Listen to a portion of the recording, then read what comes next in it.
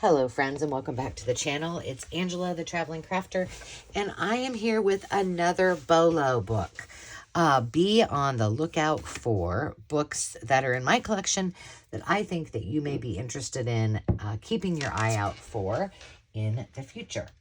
Before we get started, thank you everyone for being a part of my creative life, for being here, subscribing, and for those of you who are new, thank you for taking the time to subscribe. I invite everyone to do so. If you enjoy a lot of paper crafting, DIY, a little travel, some live sales, then you're in the right spot.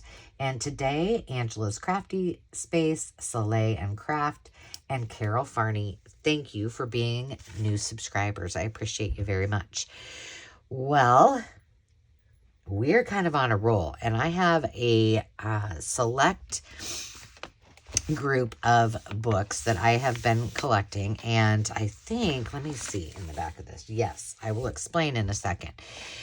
But I will show you some of the things that I have been, that I have done using this series of books. Now, the first one was called The Compendium, which is a book by Uppercase. Uppercase is a publishing company in Canada, and they do a series. If you watched, there is a playlist called BOLO. Be on the lookout for books on my channel.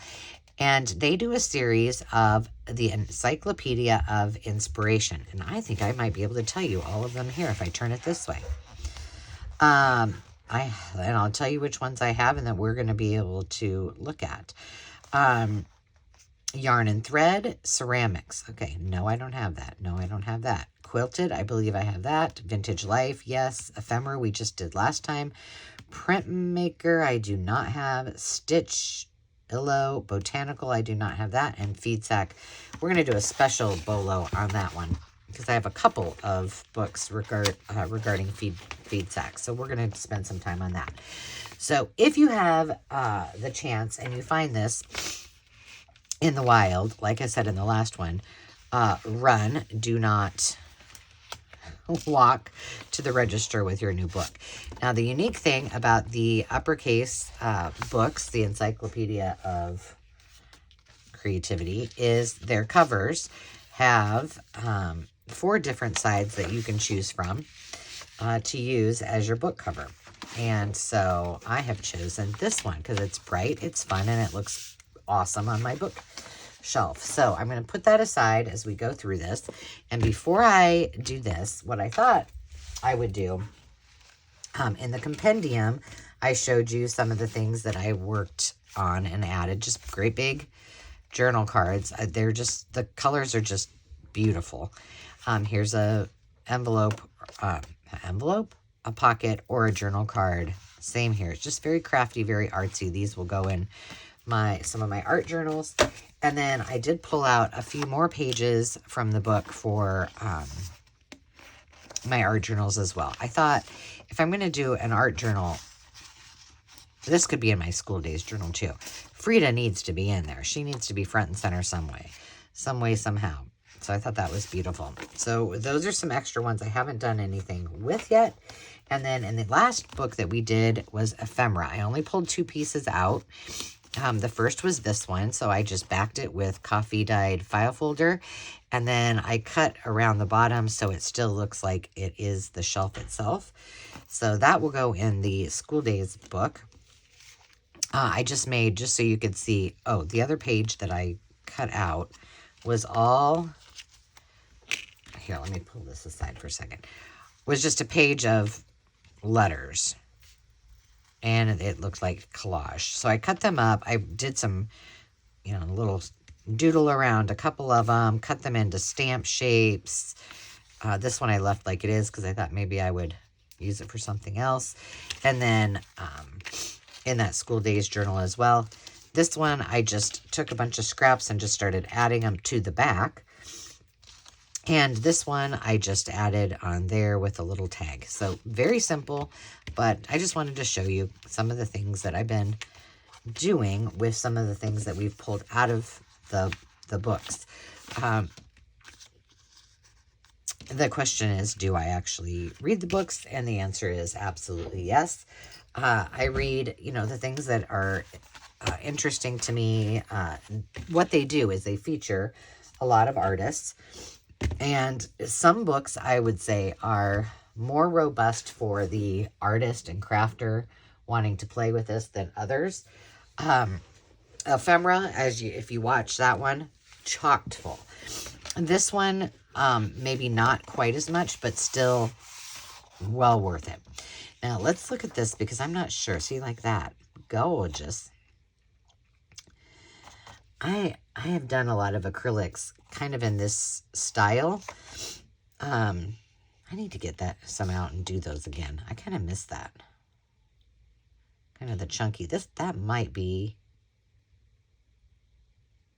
like heavy gesso then painted on with acrylics or something. I'm not, or mixed, you know, the heavy paste mixed with color. Okay, I could look at that and evaluate it. Okay, this one is 2018. I do not know if they have republished this, but Uppercase Publishing does have a website. Let's see, is it on here? No, but just search for it. And some of the books I know are being republished, like the ephemera book. But when I saw that they had one on art supplies, and I have all of those art books, I was like, I need inspiration, and why not honor some of these artists by adding them into my books? And I'm a sucker for anything that is a photo of or a picture of art supplies. So I had to have it. I have not pulled anything out of this, have I? No, not yet. So I just thought I would flip through. The pages are wonderful. I don't think I've measured any of these. But they're a nice size. When I got my first one, I was surprised at the size because I expected it to be bigger. It is 8 by just about 6.5. So a nice little size to make journal cards and such. So each artist is featured, and it talks about them and what they enjoy doing and shows some of their work. But I was in it for the illustrations mostly. This gentleman, I just think it's cool. Look at his... Is his head tattooed like that in a rainbow? Because if it is, that is really cool. Wow. Very unique. So I just wanted to show you some of the examples. So for this, like, wouldn't that be cute in an art journal? Lovely. I said it last time. I think they, hands down, do one of the best jobs ever in creating their photographs for these books. Just stunning. So Grace, I have not read about Grace, but this caught my eye because from a sewing perspective, I'm assuming she obviously draws sewing scissors and maybe has a collection of them. But isn't this fun?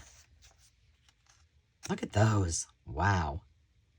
She's from the UK. Wow. Those might be mica powders. Look at those. Wow. Would you ever even want to use those or just look at them? Hand-carved paintbrushes. Gorgeous. See, I love this. Love it, love it. I did some of my own. I made a palette. I hand drew a palette. Very rough. I wanted it to look really whimsical. And then painted things in it. I don't think I have yet to scan that for a digital. But I need to do that because that was a fun one. I have it with all my art supply stuff. Look at that. Very fun. I think when I look at that picture, I just think I can smell the turpentine. I can smell the paints. It's just, they just did a fabulous job at just kind of pulling you into the artist studio. Look at that. That's pretty. But if you're looking for something that, whether to collect and to look at on the daily, why did I saved this because, Is this her? Maybe not. Let me see. I think I left. This is not. Oh, that's so cool. She likes to work with chalks. There was somebody. She works with wet paint. Kimberly. Look at that. Isn't that fun? Have you ever seen those either on Instagram or TikTok or anywhere where they do that? I did a sample of that where I used the squeegee. Oh my gosh, they're just mesmerizing watching the paint fall onto the palette or onto the canvas, and it's pretty awesome. I did keep one. I highlighted one, and I wanted to make sure that I look at that. Pointed her out because I want to read. I want to keep it tabbed. Oh, there's another one of these the printer's drawers that I love. I want to read about her because she appears to be a mixed media artist. And I was, oh, these were all the color. Was this she the one that had all the, yes, I liked the monochromatic colors. Look at that. Gorgeous. See, that's totally my jam. That's acrylics. But I thought you guys might be interested, and I thought I would point out the Musgrave Pencil Company. See, these just, look at that. Nashville, it looks like. Nearby in Nashville. Oh, maybe it wasn't that. Let's see. Let's find out where this place is. We may want to go there.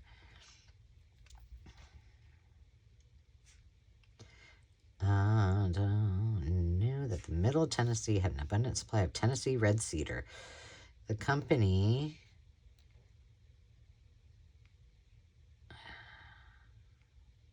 Well, I don't know if they're in Nashville. I don't see that on the first page, but we could probably Google it. But they hired a firm out of nearby Nashville. So it's not in Nashville. Does it say out there? It doesn't say. I wonder... Huh.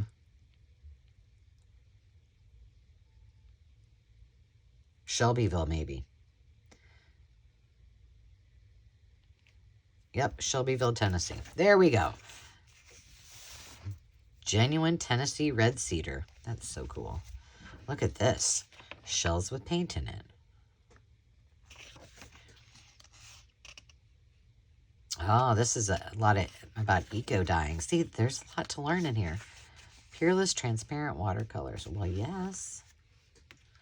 I love it when I see artists that make their own watercolors. I think that is... I'd like to try it just for the fun of it. Not that I would be good at it, but just to say, oh, this was kind of fun. Okay, Robin Marie Smith. I do not know Robin, but she is a mixed media artist. And one thing she said, I did read the first page, is she said that she moved from a young age from place to place. I'm assuming her father maybe had been in the military. And she said... creating with her hands was a way for her to kind of feel as though, you know, even though she didn't fit in every single time she went there, that was a way for her to feel connected. So I kind of liked it. But I want to read her whole story. I just loved her art. I thought it was gorgeous. Gorgeous, gorgeous. So I will read all of that. All about her mixed media. And there's so many talented, fascinating artists. Look at that. That's fabric. Beautiful.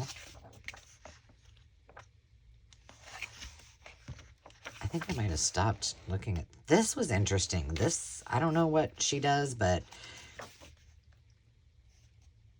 she focuses on artist tools. So bone folders, awls. Look at those made out of old... checkers and such. How cool. Look at these. Gorgeous. Using old vintage art supplies.